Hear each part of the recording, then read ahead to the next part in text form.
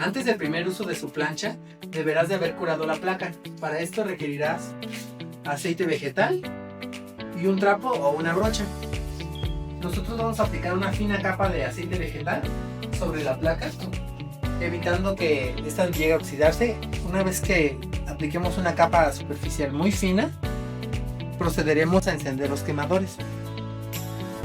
La placa va a cambiar de color, va a tornarse oscura.